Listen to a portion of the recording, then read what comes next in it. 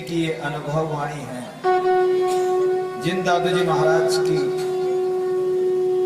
परंपरा में दादू जी महाराज के 152 शिष्यों के द्वारा दादू पंथ की जो रीति नीति, दादू पंथ की जो परंपराएं चल रही है, उन परंपराओं के अनुसार अनेक शाखाएं, 5 विशेष शाखाएं कही गई है।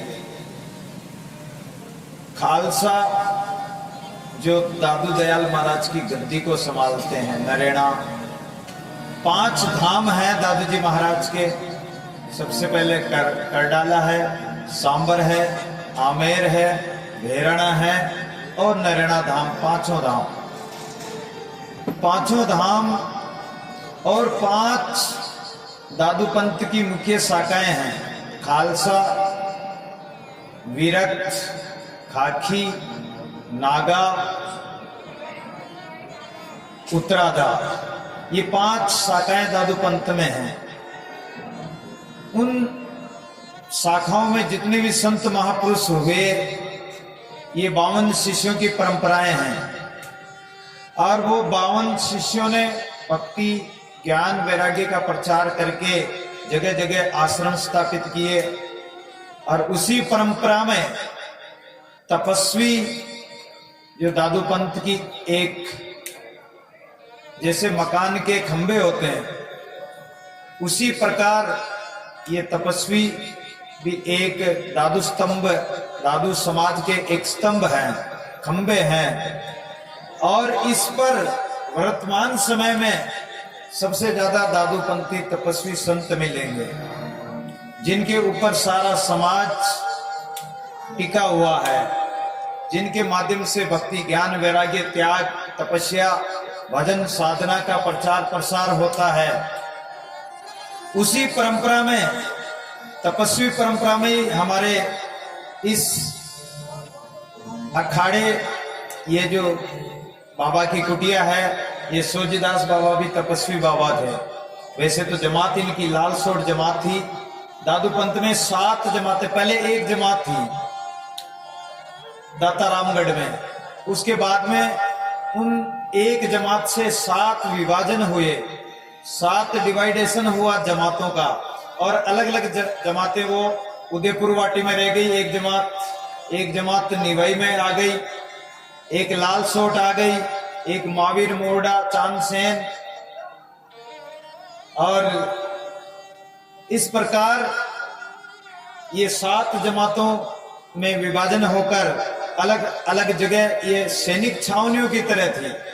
और छावनियां अलग अलग टुकड़ों में और भी बढ़ गई, जैसे महुआ छावनी है, इसमें भी कहीं साधु रहते, दौसा में भी रहे, और भी कई जगह छावनियां अलग अलग, संतों की टुकड़ियां अलग अलग चली गई। उन्होंने धर्म की लड़ाई के लिए दादू पंथ में नागा संप्रदाय चला बड़े सुंदरदास जी से। और बड़े सुंदरदास जी भीम सिंह जी थे, बीकानेर नरेश के भतीजे। उन्होंने युद्ध में लड़ाई करने गए थे और युद्ध में घायल हो गए थे। फिर एक सिपाही ने उनको घर पे ले जाकर उनका इलाज किया। जब वो ठीक हो गए तो वो घोड़े पर बैठकर मथुरा आए। मथुरा में उनको उनका पुरोहित मिला और उनका पुरोहित ये समाचार लाया कि महाराज मैं तो गया श्राद्ध करके आ रहा हूं आपका। अरे बोले महाराज तो जिंदा है, और मैं जिनका गया श्राद्ध करके आ रहा हूं। सेना में घायल हो गए, समाचार मिल गए कि भीम सिंह जी घायल होकर रणखेत हुए, यानी बलिदान हो गए, शहीद हो गए। तो उनकी धर्मपत्नी बीकानेर में सती हो गई। ये समाचार पुरोहित प्रहलाद दास जी ने दिए। और वो प्रहलाद दास जी मथुरा में गया श्राद्ध कराकर मथुरा में मिले। अरे बोले मैं जिनका श्राद्ध कराने आया हूं, श्राद्ध करके आया हूं, वो तो जिंदा है। मिलने पर सारे समाचार दिए। बड़े सुंदरदास जी महाराज ने कहा कि जब पत्नी, धर्मपत्नी सती हो गई तो अब घर जाकर क्या करेंगे। उनको वैराग्य तो पहले हो ही रहा था, कि संसार में एक थोड़ी सी जमीन के लिए, राज के लिए, धन के लिए, सत्ता के लिए हम लड़ते हैं, आपस में लोगों का खून खराबा करते हैं, लोगों को मारते हैं, मिलता क्या है? ये धरती तो ज्यों की त्यों पहले भी यहीं की यहीं है, आगे भी यहीं की यहीं रहेगी। न हमारी हुई, न पहले वालों की हुई, न आगे किसी और की होगी। इसके लिए हम लड़ते हैं। तो उनको वैराग्य हो रहा था, और धर्म पत्नी का समाचार सुना कि वो सती हो गई, तो और वैराग्य में, जैसे घी में जैसे आग लग रही है, उसमें घी और डालो तो और प्रज्वलित हो जाती है, ऐसे वैराग्य में और तीव्रता आ गई। अब तो सुंदरदास जी महाराज ने विचार किया कि अब तो मुझे घर जाकर क्या करना है, अब तो मैं कोई संतों की शरण में जाऊंगा और संतों की शरण जाकर मैं भगवान का भजन करूंगा। तो मथुरा में उस समय एक चतुरा नागा जी महान संत हुए, सिद्ध महापुरुष, उनका पता लगाकर वो उनकी शरण में गए और बोले कि महाराज मुझे शिष्य बना लो। चतुरा नागा जी ने कहा कि संतों, तुम तो दादूजी महाराज के चेले बनोगे और दादूजी महाराज तुम्हें शिष्य बनाएंगे, मैं तुम्हें शिष्य नहीं बनाऊंगा। बोले महाराज दादूजी महाराज कहाँ हैं? बोले वो अहमदाबाद से कडाला आ गए हैं और अब सांबर आने वाले हैं, तो सांबर में उनकी प्रसिद्धि फैलेगी, उस समय तुम वहां चले जाना। जब तक सुंदरदास जी महाराज, ये बेराट की पहाड़ियां हैं अलवर साइड में, इन बेराट की पहाड़ियों में भजन करते रहे, और जहाँ घाटड़ा है वहां एक पहाड़ी भी है, गुफा भी है, वहां भी भजन किया उन्होंने। तो वो सुंदरदास जी महाराज जब सांबर में दादूजी महाराज आए तो नाम सुनकर दादूजी महाराज के शिष्य बन गए। उनकी परंपराओं में फिर ये नागा सेना चली, जैसे अस्त्र शस्त्र रखना, तलवार भाले तीर बंदूक वगैरह, खांडा पट्टा, ये सब तलवार भाले इत्यादि ये अस्त्र शस्त्र उसी समय से जमात बनी, और उनका फिर जमातों का 7 प्रकार से विभाजन हुआ, अलग अलग जगह गई, और लाल सोट जमात से ही ये अपने सोजीदास बाबा थे और तपस्वी महात्मा कहलाए, तपस्या करते थे। तो ये अलग अलग शाखाएं हमारे समाज की परंपराएं चल रही है, जहां साधु संत आए गए। आश्रम का मतलब क्या होता है? जहां आश्रय मिले, आसरा मिले, और आश्रम आकर श्रम करो, परिश्रम करो, सेवा करो, भजन करो, सुमिरन करो, यही आश्रम का मतलब होता है। यहाँ आश्रम पर संत रहते हैं तो यहाँ आने वालों को आदर सत्कार मिलता है। कोई आया तो सत्यराम महाराज नमस्कार बोलेगा, सत्यराम बोलेगा, प्रणाम बोलेगा, आशीर्वाद मिलेगा। आए गए को भोजन भंडारा मिलता है। एक संत ने कहा है, ईंट बजे, ईंट खुड़के दुक्कड़ बजे और चूल्हा जलता रहे। संतों के तो यही काम होता है, ईंट खड़के दुक्कड़ बजे और चूल्हा जलता रहे। ईंट खड़के यानी काम, ये ईंटें लगाना, चूना भाटा वगैरह, मकान का काम चलता रहे, तो चल ही रहा है। मंदिर का शिखर बन गया, और भी काम हो रहा है, कहीं दीवार बना रहे हैं, कहीं सीढ़ियां बना रहे हैं, ये कार्य हो ही रहा है। दुक्कड़ बजे, दुक्कड़ कहते हैं तबला बजना, ढोलक है या तबला बजना, यानी सत्संग होता रहे, संकीर्तन भजन सत्संग होता रहे, कीर्तन होता रहे, और चूल्हा जलता रहे, यानी भोजन भंडारा होता रहे, चलता रहे। रोक न राके झूठ न भागे, दादू खर्चे खाए, नदी पुर परवाजू माया आवे जाए। रोकर नहीं रखना माया को, माया को परमार्थ में लगाते रहना। जो माया आती है, जैसे नदी में पानी आता है तो नदी में पानी ठहरता नहीं, वो बहता जाता है। नदी में पुल, नदी के ऊपर पुल होता है, उस पुल के ऊपर इधर का यात्री इधर चला गया और उधर का यात्री इधर चला गया, यात्री पुल के ऊपर नहीं ठहरता है। ऐसे ही माया को रोककर नहीं रखना है, परमार्थ में धर्म कर्म में लगाना है। और ये आश्रम परमार्थ का केंद्र है, धर्म का केंद्र है। ये संत महापुरुष परमार्थी होते हैं और परमार्थ करते रहते हैं। और अपने धर्म को निभाते हुए। संत का मतलब होता है कि सबको सहन करना और अपने कर्मों का, अपने पापों का अंत करके विषय वासना को छोड़ के और भगवान का भजन करना। भगवान का भजन ऐसा करे धर्म पूर्वक, नीति पूर्वक, कि किसी को कष्ट न हो, तन मन वचन से किसी को दुख न हो, किसी को किसी प्रकार का वाणी से अपमान मत करो, किसी का निरादर मत करो, किसी को ऐसे कड़वे शब्द मत बोलो जिससे कि वो लोग तुमसे रुष्ट हो जाए या उनकी आत्मा को कष्ट हो। तो ऐसे संत महापुरुषों की महिमा है। कामहीन क्रोध जाके, लोभहीन मोह ताके, मदहीन मच्छर न को न विकारो है। पापहीन पुण्य जाने, हर सीने शोक आने, देही ते न्यारो है। निंदा न प्रशंसा करे, रागहीन द्वेष धरे, लेनहीन देन जाके, कछु न पसारो है। सुंदर कहत ताकि अगम अगाध गति, ऐसो को साधु सो तो राम जी को प्यारो है।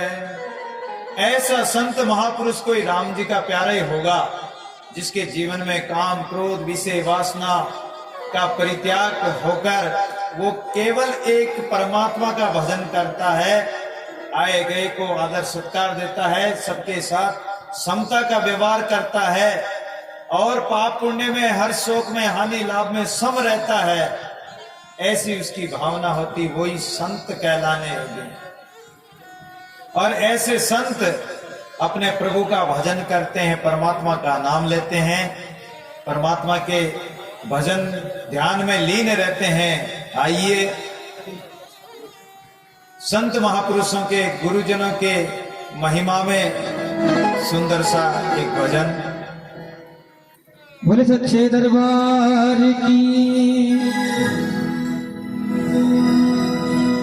भक्त कितने आप पर जीवन न्योछावर कर गए, नाम लेकर आपका बाकी हजारों फिर गए।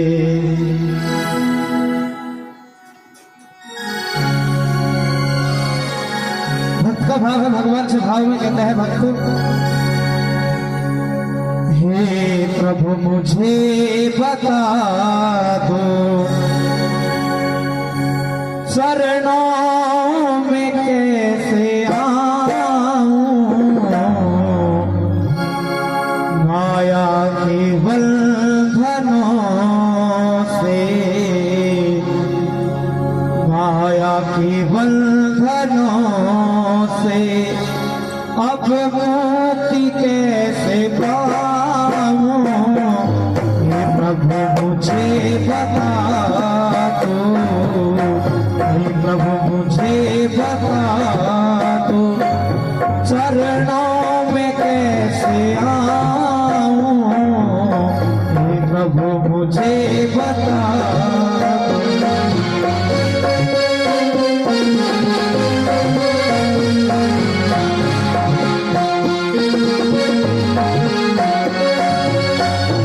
प्रभु मुझे बता दो, चरणों में कैसे आऊं, हे प्रभु मुझे बता दो, चरणों में कैसे आऊं।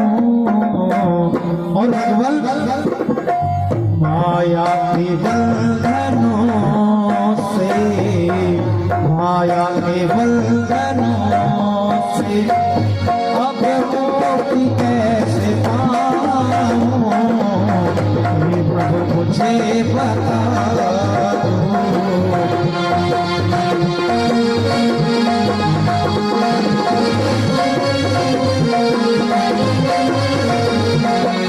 हे प्रभु मुझे बता दो, शरणों में कैसे आऊं, माया के बंधनों से, माया के बंधनों से कैसे पाऊं प्रभु मुझे बता दो।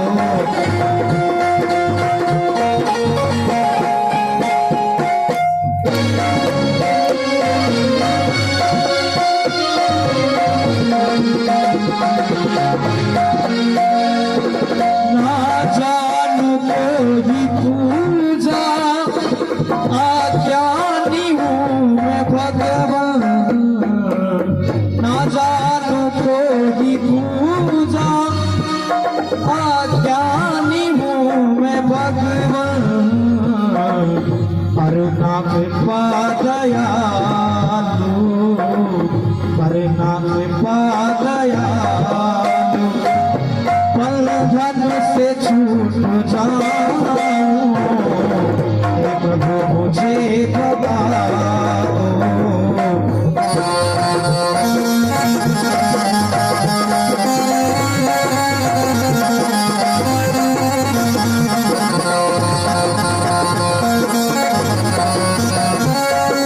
हे प्रभु मुझे बता दो शरणों में कैसे आऊं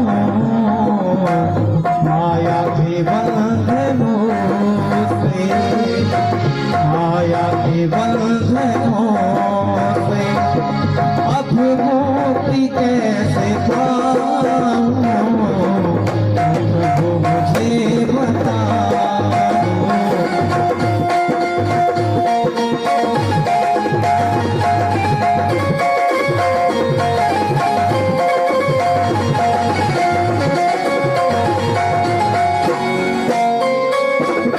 मैं हूँ पतित पापी तुम हो पतित पावन, मेरे राम मेरे राम। मैं हूँ पतित पापी तुम हो पतित पावन, अवगुण भरा है मुझ में, अवगुण भरा है मुझ में, कैसे तुझे दिखाऊं प्रभु मुझे बता दो।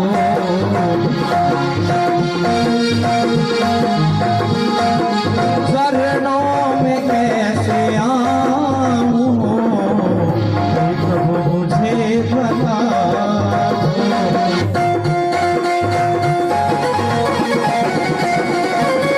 हे प्रभु मुझे बता दो शरणों में कैसे आऊं माया के बंधनों से, माया के बंधनों से अब मुक्ति कैसे पाऊं मुझे बता दो, प्रभु मुझे बता दो, हे प्रभु मुझे बता दो।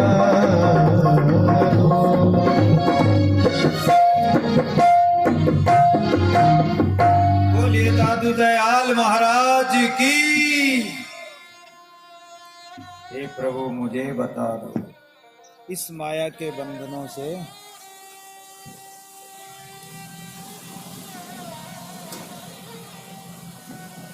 साधु राम सत्य राम, इस माया के बंधनों से कैसे मुक्ति पाऊं। मुक्ति कोई वस्तु नहीं है, मुक्ति कोई जड़ी बूटी नहीं है जिसको कोई गोड़ कर पी ले। मुक्ति या मोक्ष, मोक्ष का अर्थ होता है मोह का क्षय हो जाना। जिसका हम मोह करते हैं कि ये धन मेरा है, ये परिवार मेरा है, स्त्री मेरी है, ये मेरा पति है, ये मेरा पुत्र है, ये संपत्ति मेरी है, ये गाय भैंस जमीन जायदाद मकान घोड़े गाड़ी, ये शरीर मेरा है, ये मेरे मेरे का जो अहंकार है, ये ममता है, ये मोह कहलाता है। इस मोह से छुटकारा पाना है, इससे मुक्त होना ही मुक्ति है। संत या सतगुरु हमें इन विषय वासनाओं से मुक्त कर देते हैं।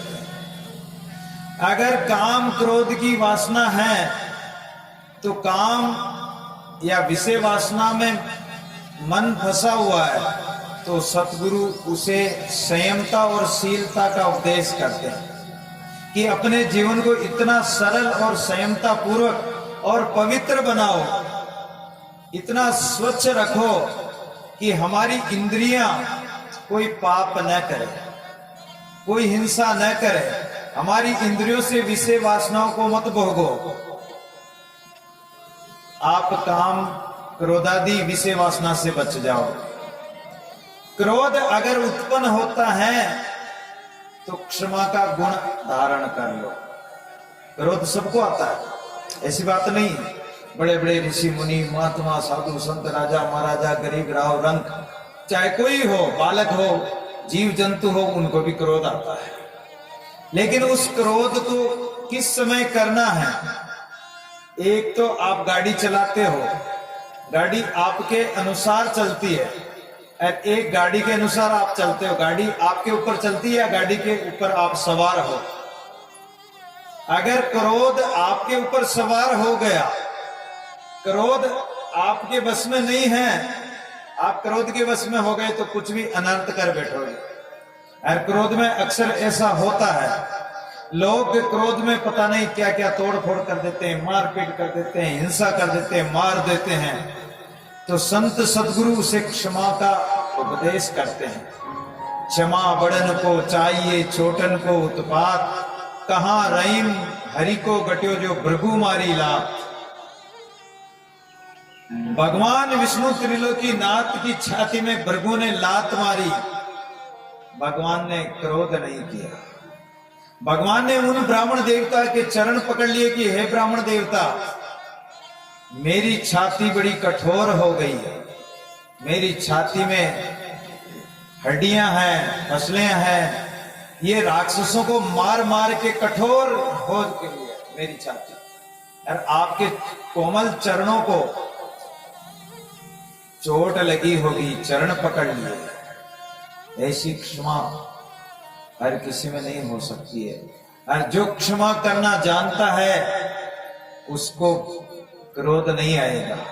तो क्रोध को जीतने का ये क्षमा धारण कर लो। लोभ अगर बढ़ता है, किसी में लोभ प्रवृत्ति बढ़ती है, तो संतोष वृत्ति धारण करो कि परमात्मा ने इतना कुछ दे रखा है और वो देता रहता है। लोभ प्रवृत्ति न करके संतोष धारण करें, संतुष्ट रहें। परमात्मा ने जितना दिया उसमें संतुष्ट रहे। थोड़े माई बहुत है दादू रहो लियो ना। काम क्रोध लोभ और मोह, अगर मोह जागृत होता है तो वैराग्य धारण करो।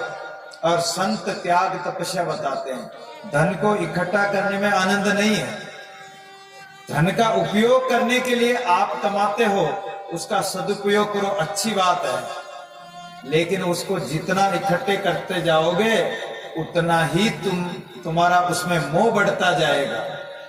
संसार में तुम जितना परिवार कुटुंब कबीला बढ़ाओगे उसमें मोह ममता बढ़ती जाएगी, मिटेगी नहीं, घटेगी नहीं। 10 20 50 भय सत होई हजारन लाख मंगेगो। जिसके पास 10 रुपए हैं तो वो 20 की इच्छा करेगा, 20 वाला 1000 लाख करोड़ अरब खरब असंख्य पृथ्वीपति होने की चाह जगेगी। और अगर त्रिलोक सम्राट बन गया, पृथ्वी का राजा बन गया, सम्राट चक्रवर्ती सम्राट बन गया, तो चाहेगा कि मैं स्वर्ग लोक और पाताल लोक, मृत्यु लोक, तीनों लोकों का राज में मैं पालूंगा, स्वर्ग मृत्यु पाताल लोक का राज में प्राप्त करूंगा, चाह जगेगी। अरे एक संतोष बिन सट तेरी तो भूख न क्यों ही भगेगी। एक संतोष के बिना तेरी भूख नहीं मिटेगी।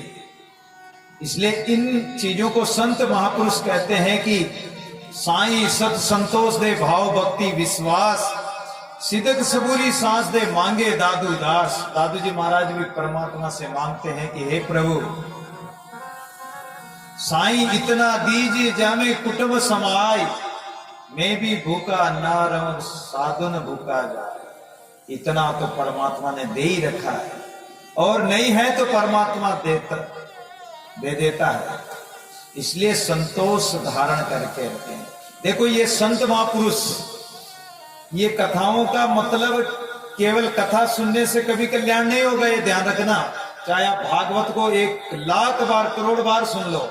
कहते हैं कि एक बार भागवत सुनने से परीक्षित की मोक्ष हो गई, लेकिन परीक्षित की मोक्ष कैसे हुई कि उसने सब कुछ त्याग कर, राज खजाना रानियां वगैरह सब धन संपत्ति माया लाव लश्कर सेना सब त्याग कर गंगा के किनारे जाके बैठ गया। एक लोटा भी साथ में नहीं ले गए थे परीक्षित महाराज, और 7 दिन तक निराहार रहकर किसी भी प्रकार की कोई इच्छा कामना नहीं रखी। केवल कामना थी तो प्रभु के दर्शनों की या मुक्ति की, और उन्होंने निराहार रहकर निराधार होकर निष्काम भाव से परमात्मा का भजन किया, तो 7 दिन में उनकी मोक्ष हो गई, उनकी मुक्ति हो गई। एक बार भागवत सुनने से ही मुक्ति हो गई। शायद आप लोगों ने कितनी बार भागवत सुनी होगी? 10-15 बार तो मैंने भी भागवत सुना दी। ना तो मेरा कल्याण हुआ ना तुम्हारा कल्याण हुआ। अगर कल्याण हो गया होता तो अपन यहां नहीं रहते हैं। वो गोकर्ण जी ने वो प्रेत बना हुआ धुंधली, जो धुंधुकारी प्रेत था, उसको भागवत सुनाई तो उसके लिए तो विमान आ गया, और उसको तो विमान लेके चला गया। गोकर्ण जी कहते कि ये क्या हो रहा है? अरे विमान, भागवत तो हमने भी सुनी, हमारे लिए तो विमान नहीं आया, और इनके लिए विमान आके ले गया, और हम यहाँ देख बैठे बैठे रह गए। सुनाने वाले यहीं के यहीं रह गए और सुनने वाले चले गए। एक कोई गुजरी थी, गुजरी मथुरा में दही बेचने जाती थी, मथुरा वृंदावन। तो अपने गांव से जाकर यमुना पार करके जाती थी। नाव में बैठकर जाना पड़ता, 2 पैसे उनको प्रतिदिन नाव वाले को देना पड़ता। तो वो एक दिन एक संत की कथा में चली गई। एक कोई ब्राह्मण देवता, कोई विद्वान कथा कर रहे थे, भागवत कथा। उस कथा में आया कि भगवान के नाम से भवसागर तीर जाते हैं, तो नदी नाले की क्या विसात है। जब भवसागर ही तर जाते तो नदी नाले क्या चीज है। तो गुजरी को विश्वास हो गया। अब गुजरी ने विश्वास करके, और वो नदी में नाव में न बैठकर उस यमुना नदी में जल पे, जैसे अपन जमीन पे चलते हैं ऐसे जल पे की गुरुदेव ने, संत ने, विद्वान जो भागवत कर रहे थे उन्होंने बताया है कि भवसागर ही तिर जाते तो ये तो छोटी सी नदी है, क्या ये नहीं तिर सकती हूं? राम नाम के प्रताप से उसे पूर्ण विश्वास था, भरोसा था, और भरोसा करके वो नदी पर जैसे जल पे चलते हैं ऐसे पानी पे चल के अपने गांव की तरफ चली गई। 2-3 दिन ऐसा हुआ, उसने सोचा कि एक संत की कृपा से और मेरे को 2-2 पैसे रोज बच जाते हैं, नाव वाले को नहीं देना पड़ता है, उस ब्राह्मण देवता की वजह से। अब उस ब्राह्मण देवता के पास गई, दही बेचने तो जाती थी, कहने लगी कि हे देवता, हे ब्राह्मण देवता, आपने मुझे एक बार कथा सुनाई, मेरे तो रोज 2 पैसे बचने लग गए, अब तो मैं नदी पर सीधी आ जाती हूँ, मुझे घाट पर जाने की जरूरत नहीं पड़ती। महाराज, कल आपका निमंत्रण मेरे घर पर भोजन प्रसाद का है, मैं खीर बनाऊंगी और आपको खीर खिलाऊंगी। बोले ठीक है। दूसरे दिन वो आई, दही बेचने, महात्मा को साथ ले गई। वो विद्वान जो ब्राह्मण थे वो कहने लगे कि अरे गुजरी कहाँ जा रही है, इधर तो घाट है ही नहीं, घाट तो उधर है, नाव उधर मिलेगी। बोले महाराज आप तो आ जाओ, नाव की जरूरत ही नहीं है। अब वो नदी जो ही आई और गुजरी तो पानी में उतर गई, पानी पे जमीन पे चलते ऐसे चलने लगी। और महाराज को बोली, वो ब्राह्मण देवता थे, उनको बोली कि महाराज आप भी आ जाओ, सीधे निकल जाएंगे, घाट पर जाने की, नाव में बैठने की जरूरत ही नहीं। महाराज आपने कहा था कि नाव में भवसागर राम नाम से तिर जाते हैं, तो ये तो छोटी सी नदी, महाराज आ जाओ। अब वो गुजरी तो पानी पे चलने लगी, लेकिन वो महात्मा जी तो जो ही पानी में पैर धरा तो घुटने घुटने तक पानी में पहुंच गए। दूसरा कदम बढ़ाया तो कमर तक पानी आ गया, तीसरा कदम बढ़ाया तो छाती तक पानी आ गया। अरे बोले महाराज आ जाओ। अरे बोले गुजरी क्या मुझे पानी में डुबोकर मारेगी क्या?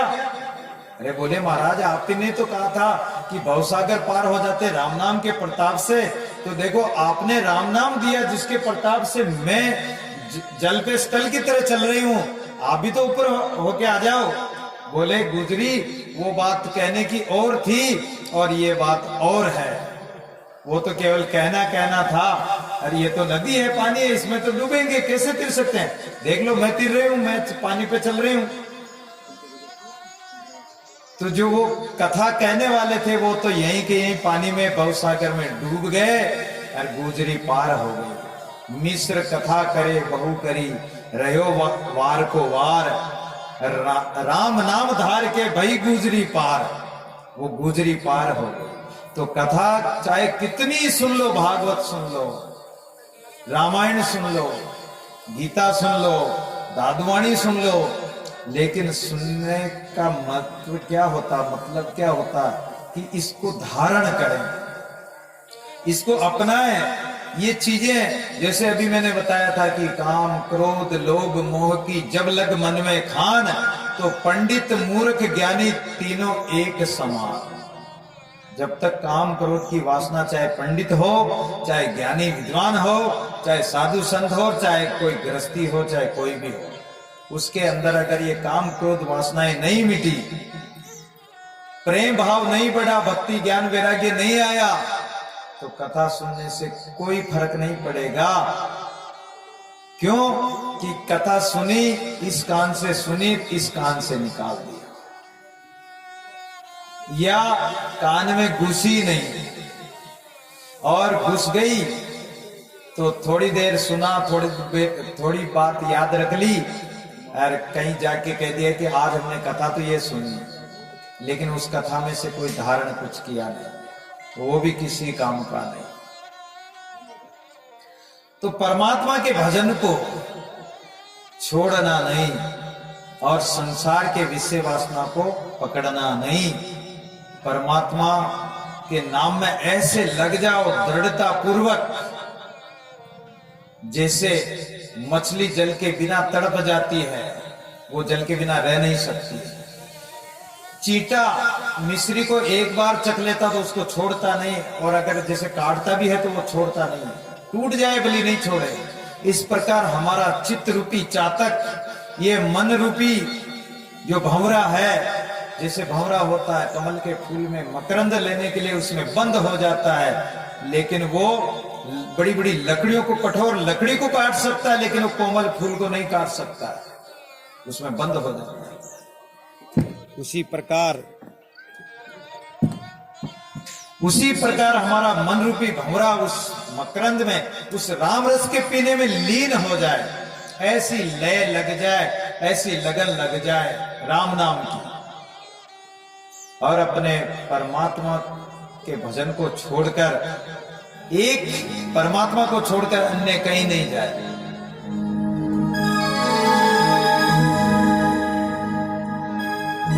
मुझे ऐसी लगन तू लगा दे, मैं तेरे बिना पल ना रहूं,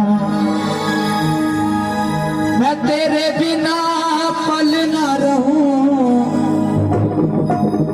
मुझे ऐसी लगन तू लगा दे, मैं तेरे बिना पल ना रहूं। मुझे ऐसी लगन तू लगा दे, मैं तेरे बिना पल ना रहूं।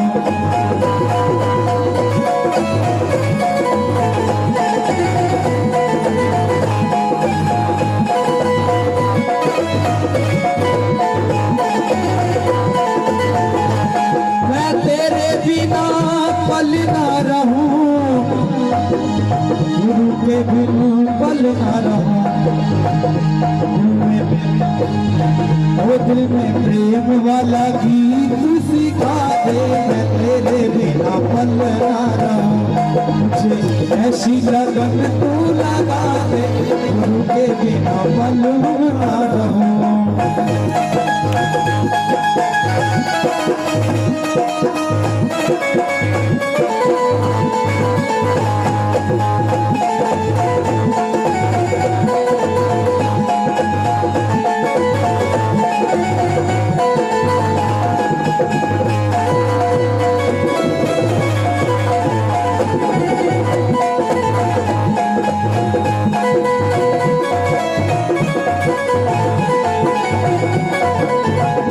जैसे जल बिन मछली पल ना रहे, जैसे जल बिन मछली पल ना रहे, वैसे तड़पू मैं हर घड़ी तेरे लिए, वैसे तड़पू मैं हर घड़ी तेरे लिए। मेरे रोम रोम में राम बसा ले, मैं तेरे बिना पल ना रहूं।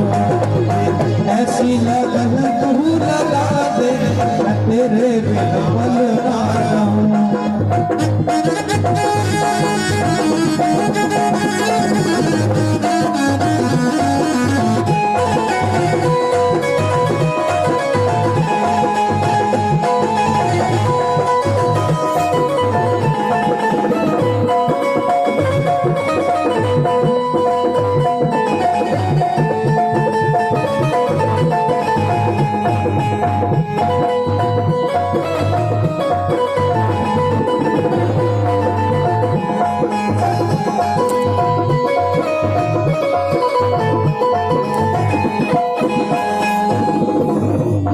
मैं तेरे बिना पल ना रहूं,